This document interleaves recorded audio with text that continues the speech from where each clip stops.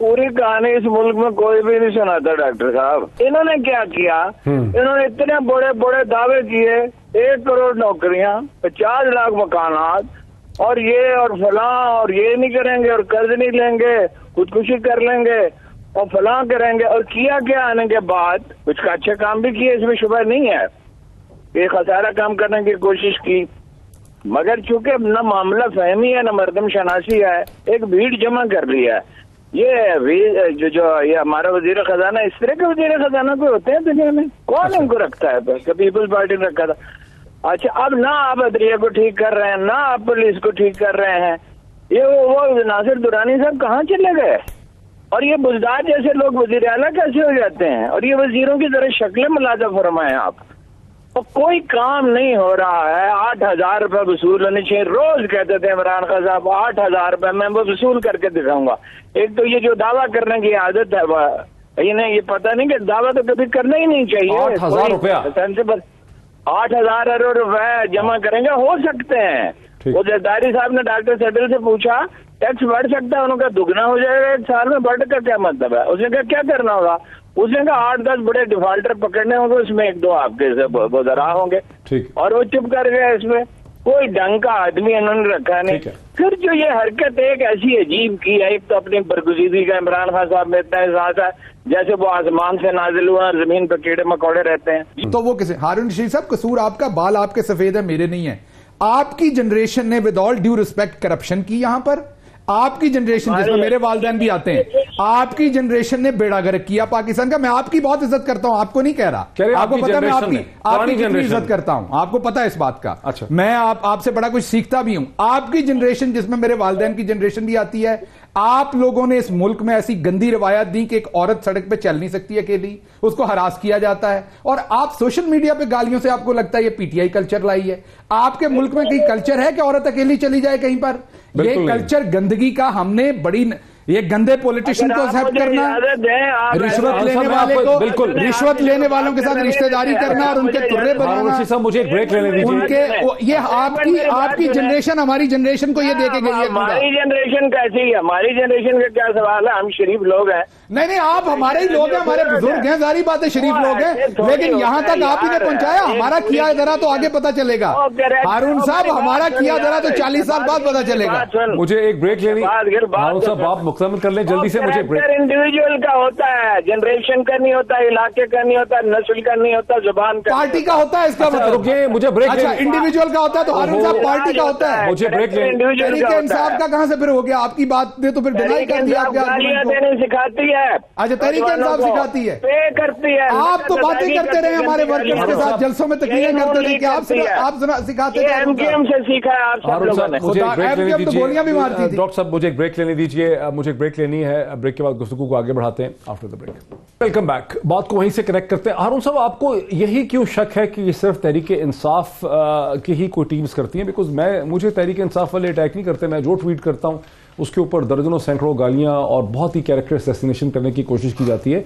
ये तो अब ट्रेंड है, ये कोई एक पार्टी का ट्रेंड नहीं है। यहां तो ऐसा लगता है कि इंटर एजेंसी कॉन्फ्लिक्ट है। बहुत से लोग ऐसे भी हैं जिन पर मुझे शक है कि उनके बटन बाहर से हैं, बैठे हुए भी बाहर हैं, वो पाकिस्तान में है भी नहीं। क्यों हारून साहब? अरे ये फलसफे की बात नहीं है, हमारी मालूमात हैं। ये बात आपकी सही है, कोई एक पार्टी नहीं है।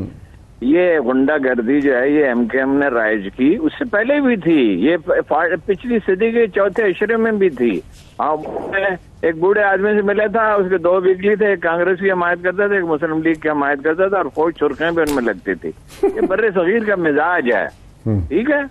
लेकिन इमरान खान साहब ने इनकरेज किया है इस बात। इमरान खान ने इनकरेज किया? यानी मेरी बात तो सुन रहे यार, मैंने डॉक्टर सेटल के हाथ उन्हें मैसेज भेजा कि बंद करें यार, आप मुझसे नाराज हो गए तो हो जाए, कोई बात नहीं, अखबार नवीसों से हुकूमतें नाराजी होती हैं। उन्होंने वादा किया, पूरा माशरा गलाजत में उधड़ा हुआ है कि लीडर का काम होता है माशरे की तकसीम और तसुबात से ऊपर उठे, कौम की अखलाकी तरबियत करे।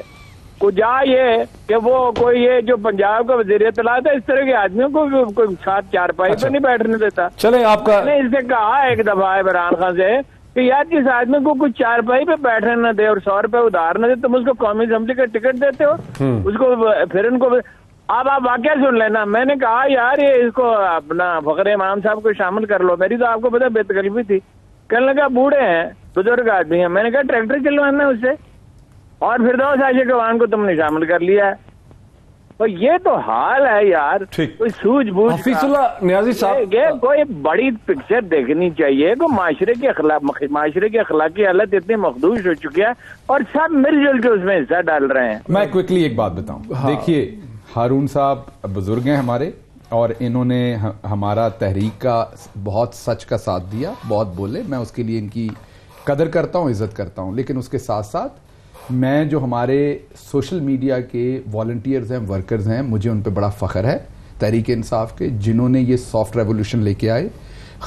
इमरान खान और उनके उन वर्कर्स के बगैर हम यहां तक ना पहुंच पाते, पाकिस्तान यहां तक ना पहुंच पाता कि जहां का प्राइम मिनिस्टर जो है वो जब इंटरव्यू देता है तो ये वो उसका जवाब हो गया। अब मेरा एक बातें, इंटरेस्टिंग सवाल, क्या तीन सिर्फ बातों पे औरतों की हैरेसमेंट हो सकती है सोशल मीडिया पे, या आदमियों की भी हैरेसमेंट होती है? ये हमें सोचना पड़ेगा। मुझे अगर इसे कहते हैं दिन में 5000 लोग गाली निकालें, आप वो गालियां देते तो उसके लिए मुझे औरत होने की जरूरत तो हम जेंडर कार्ड खेलते हैं, जेंडर कार्ड खेला जाए। हमें ये देखना पड़ेगा। अब मैं आपको अपना एक्सपीरियंस बताता हूं। डॉक्टर शीला जो है वो सिर्फ औरतों का इशू क्यों उठा रही है? मेरे ख्याल में वो उनको एक जनरल इशू उठाना चाहिए कि ये नॉन जेंडर स्पेसिफिक है। मेरे ख्याल में वो हमारी सीनियर हैं, मैं उनकी बड़ी कदर करता हूं, लेकिन उन्हें ह्यूमन राइट्स के ऊपर बात करना चाहिए। इसको ह्यूमन राइट्स से जोड़ना चाहिए, ना कि जेंडर। अब फॉर एग्जांपल अगर एक फीमेल ऑफिसर ने करप्शन की हो तो हम सिर्फ इसलिए छोड़ देंगे कि वो फीमेल है? बहुत सारी जर्नलिस्ट ऐसी हैं फीमेल जिनका मुझे पता है कि वो मुस्लिम लीग नून की स्पोक्स पर्सन है।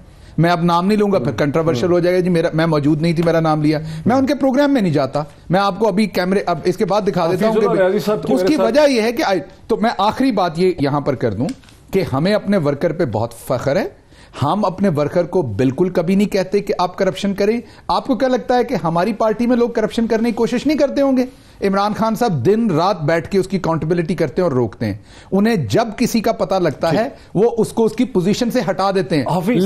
लेकिन हारून साहब, ये जितने लोगों के आपने नाम लिए, आप भी बहुत सारे ऐसे लोगों को प्रमोट करते होंगे जो मेरे ख्याल में करप्ट हैं। तो हमारी सोसाइटी ऐसी है। क्या करें? नियाज़ी साहब, एक जरा मुख्तलिफ सवाल आपसे। कोई जवाब ना हुआ।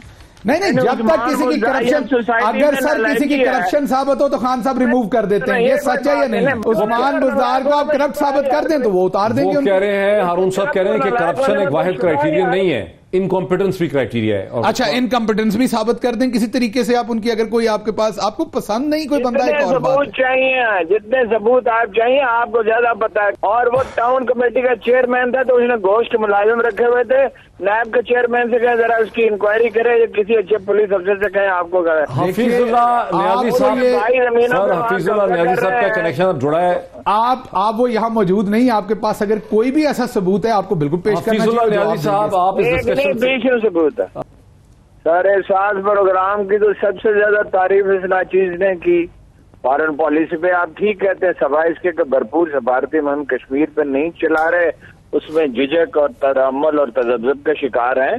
फॉरेन पॉलिसी पे बिल्कुल ठीक है, इन्हें दाद मिलनी चाहिए, और पाकिस्तान के लिए मौके भी हैं कि वो आजाद खारजा पॉलिसी इख्तियार कर ले। लेकिन ये बात याद रखिए कि जो हुकूमत सिविल अदारे तामीर नहीं करते, तमाम इंसानी तारीख ये है और तमाम कंटेम्परेरी दुनिया में हर दाना आदमी जानता है कि सिविल अदारे, अच्छी पुलिस, अच्छी अदलिया, अच्छी सिविल सर्विस, पटवार वगैरह वगैरह, आपको पता है कि उनके बल पर तरक्की होती है। ये आधा शहर अमेरिका में, आधा मैक्सिको में है, 2-3 गुना आमदन का फर्क है। कोरिया में एक तारीख, एक तहजीब, एक मजहब, एक पस मंजर है, लेकिन दोनों तो कोरियाओं की आमदन में कितना फर्क है? सिविल अदारों का फर्क है। वो कहते हैं मैं अकेला कर दिखाऊंगा, मैं 8,000 रुपया जमा करके दिखाऊंगा। मैं उसे पूछा था जोरी फैला के जमा करने हैं? वक्त हमारा, ये हिम्मत दिखाए ना, जरा FBI को ठीक करें। पाकिस्तान में इसमें इमरान खान का कोई कसूर नहीं है। जो लोग इस मुल्क के साथ खिलवाड़ करें 70 साल से, मेरा केस उनके खिलाफ है। मैं कहता हूं इसमें मेरे मुल्क ने इनका कसूर क्या किया है, इस मुल्क ने क्या बिगाड़ा है कि आपने इस मुल्क को सियासी इस्तेकाम दिया है। मैं इस बात में कन्विंस्ड हूं कि कोई मुल्क दुनिया के अंदर बता दें जो सियासी अदम इस्तेकाम का शिकार रहा हो, जहां आपने कौम को एक दूसरे से लड़ाया हुआ हो, जहां एक सियासी जमात दूसरी सियासी जमात की खून की प्यासी हो, एक दूसरे का झूठ के पलंदे बनाए इसलिए कि दूसरी सियासी जमात को बचाया जा सके, उस मुल्क के अंदर आपने एक शेख किए कि मुल्क के अंदर लोगों को एक दूसरे के लिए अजनबी बना दिया हो, दुश्मन बना दिया हो। ये आप मुल्क यहाँ कर क्या रहे हैं, कहां लेके गए हैं? आज आपने एक सी पैक जो 2.5 साल पहले जो शेल्फ किया था, फिर आपको शुरू करना पड़ा, फिर वही अल्लाह कहा जो सऊदी अरेबिया से खराब थे वो दोबारा खराब हुए और वो खराब होने थे। इन बिटवीन आपने 3 साल पाकिस्तान को बंद रखा। आप इशारियों में बात करें तो फिगर्स ले ले। मैं कहता हूं जी कि जहां पे मैं डॉक्टर साहब आपको हारून साहब को आने जहां मुल्क पहुंच गया, एक आखिरी बात कि जहां मुल्क पहुंच गया है, मुझे खदशा है कि यहां से निकालना, इस गलत सूरत निकालना मुश्किल, नामुमकिन नहीं तो मुश्किल जरूर है।